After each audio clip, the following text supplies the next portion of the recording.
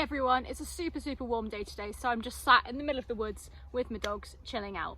And I saw a little post about someone saying my dog doesn't like pugs, French bulldogs, anything with a flat face, or black dogs. So I thought, perfect time while I'm just chilling out here and it's nice and cool for the dogs to explain why a lot of dogs feel this way. So it's not abnormal for dogs not to like black dogs or flat-faced dogs. Okay, so to understand this, we firstly have to understand dog communication. So dogs don't talk like we do. They communicate through body language. And if you think of the blueprint of a dog, so the dog that our dogs evolved from, it was a type of wolf. Yeah, it wasn't a grey wolf. That's more like a sister species or sister subspecies, but there was a common ancestor which I imagine would have looked a lot like a grey wolf. So when we think about a grey wolf, look at the way, if you're at home, pull up a picture of a grey wolf and I want you to look at the way their body looks, okay? So what are the main points of communication in a dog? We have the obvious one, which is the tail. We have ears, we have nose, muzzle, showing teeth. We have eyes, we have hair, we have body position. There's a lot of ways that dogs communicate, and wolves haven't been tampered with like our pet dogs have. So they have a really cool blueprint that we can refer back to.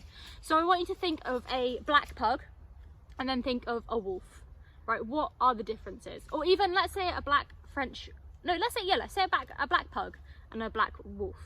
A black pug and a normal wolf. What are the differences? Well, there are so many differences. You wouldn't think that those two types of animals are interbreedable, like they can breed together, but they can. But if an alien looked at both of them, they would not think that it is the same type of animal. So all of those points of communication, the tail of a wolf is nice and big and fluffy, and it's very maneuverable so that they can show off how they're feeling. Tail of a pug is a tight corkscrew and they can't really move it around so much. Ears of a wolf, big pillars.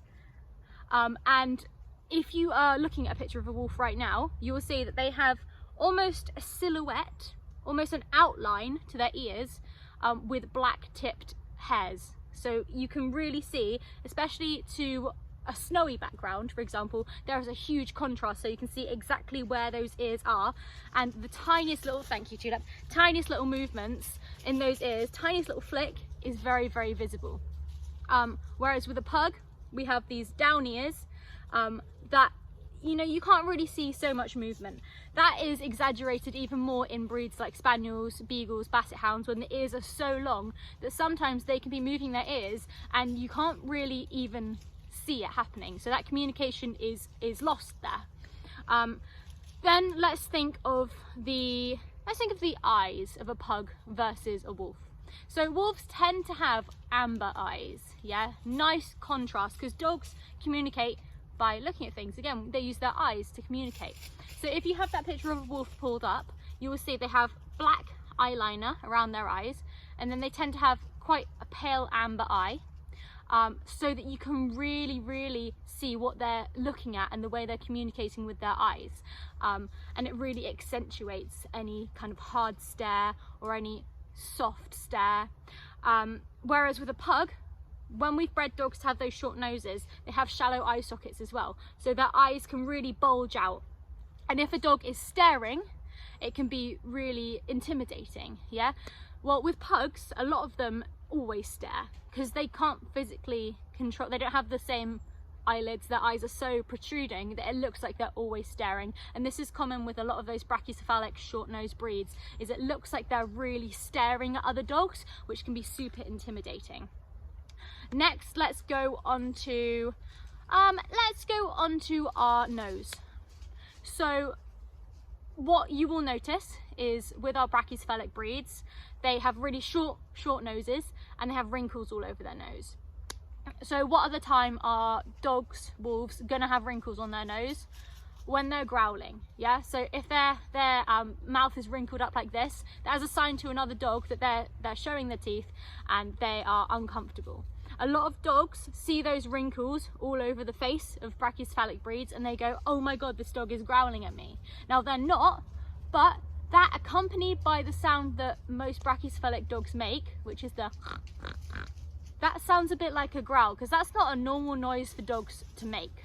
Yeah, so a lot of dogs interpret that as something like a growl. So let's talk about one more thing in terms of communication, and that is our dog's anal glands, which is like a Facebook profile for our dogs. Yeah, it contains all of that information. So if you ever wonder why dogs sniff each other's bums, it's because they're getting all of that information from those anal glands. It tells them how old they are, if they're neutered, what they've had for breakfast, how healthy they are. It has so much information about our dogs in those anal glands. With a wolf and with a dog that has a fully maneuverable tail, they can control how many scent particles are spread out. Yeah, so a wagging tail isn't just a really obvious visual stimulus. It's not really obvious for other dogs just visually. It's also wafting those odor particles from the anal glands. It's like handing out business cards. Yeah, it's like, this is my information, this is my information. With a dog that has an artificially cropped tail or a shortened tail, or with a pug where they have that corkscrew tail, with a bulldog where they have almost a non-existent tail, they can't control that at all. Yeah.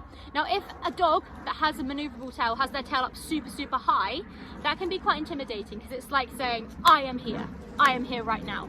And if a dog is being polite, often they will tuck their tail a little bit lower, or if they're feeling a little bit insecure, they'll even tuck their tail all the way under to make their scent picture even smaller. Now, with our brachycephalic breeds and with breeds that don't have that full maneuverable tail, they aren't able to control that at all. So it can seem really intimidating. It can seem like they're always going, I'm right here. And that can put other dogs off. It can be really uncomfortable for other dogs. So the nose, the ears, the eyes, the tail, pretty much everything in terms of communication in brachycephalic breeds isn't there, which makes it really hard for dogs to understand them. And if a brachycephalic dog comes running over to your dog, they have two options. They have the option of appeasement, so to be friends with that dog, or they have the option of defense. Now, if a dog chooses appeasement and the other dog is attacking, they're going to get in a lot of trouble. If the dog chooses defense and the other dog is attacking, then they are going to at least be on the upper hand. So a lot of dogs automatically go for defense because they don't understand what's going on. So it is really common. It's not good, obviously, but it is really common for dogs to feel uncomfortable around brachycephalic dogs because they just can't understand them.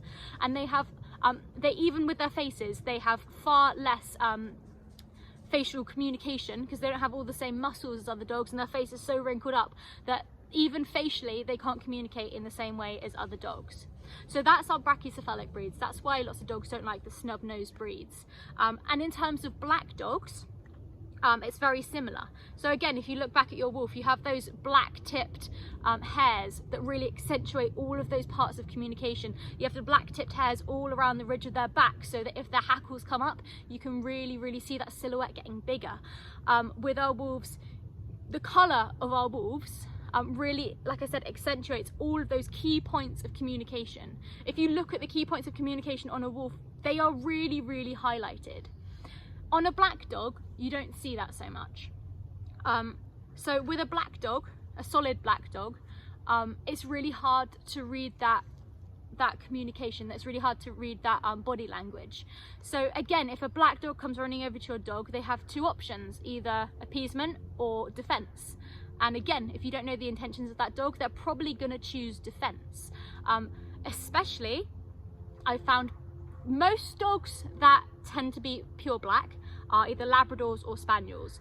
And those two breeds of dog can really struggle with appropriate socialization. So a lot of Spaniels and Labradors will just run over and be like, hey, we're best friends, and that can be really intimidating because it's not like they're coming over and doing all of the other calm body language like a curved body or approaching from the side. A lot of them are like, hey, we're best friends right now.